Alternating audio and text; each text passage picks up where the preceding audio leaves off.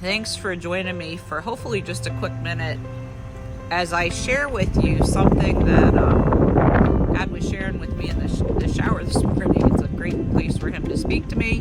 I think my ADD self doesn't do well with all the distractions of the world, so finding a space where I can clearly hear Him and process things is always good for all of us, but my place just happens to be the shower. And so, kind of in the interest of keeping it real, Steve and I are often asked, what does this journey look like and how do we engage a transformational journey?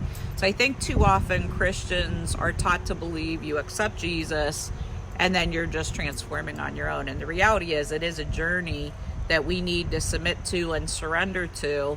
And I believe it's a journey until we go home to be with the Lord that we're going to constantly be transforming this sinful nature that just wants to have a hold of us. And so one of the problems that I've struggled with throughout my lifetime is actually just being a very judgmental person.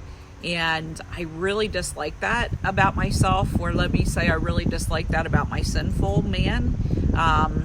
And I've learned to take captive my thoughts.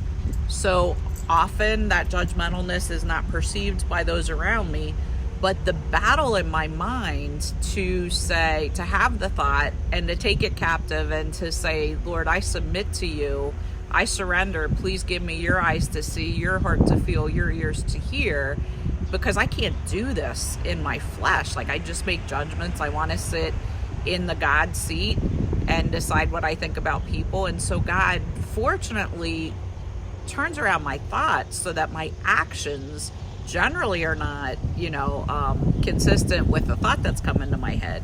But this morning in the shower, I realized, I had somebody I had done ministry with at one point, and I just was having thoughts about this person. I think this person has some wounds and things they need to deal with, but it gives me no right to decide I don't like them or they shouldn't be in ministry.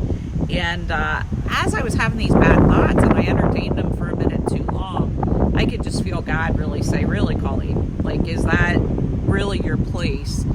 And I realized that things show up for a reason in our life. And so as I was processing with the Lord, why in the world am I entertaining this? This is a good man who has done a lot of good things in your name. He's on a journey with you. Like, I just really, really dislike this. How can this be taken from me? And if you watch the tree video, you'll realize that a part of our ministry is the tree is me.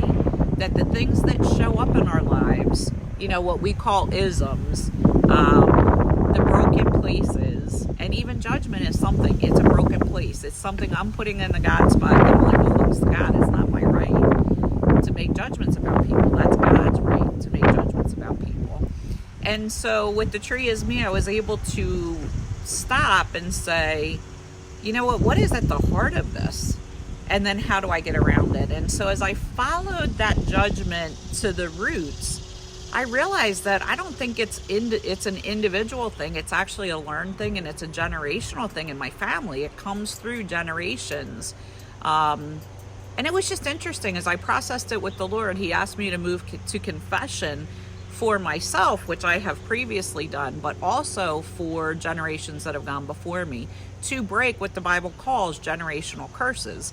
I believe those are not somebody has cursed us. I believe there are things that we have intentionally had in our lineage that have brought about some pretty significant consequences, and this one clearly was mine. And so moving to confession on behalf of myself and generations that have gone before, I think was a place that God had asked me to lay that down. It was interesting.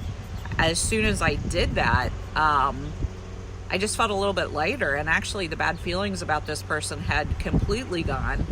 And my hope would be that God has taken me a step further into maybe someday not even having the thought that I have to take captive, because it's just really ugly and I dislike it. I hope this helps somebody today. Many blessings to each of you on your journey, and may God deeply bless you in this place of identity and embracing your brokenness.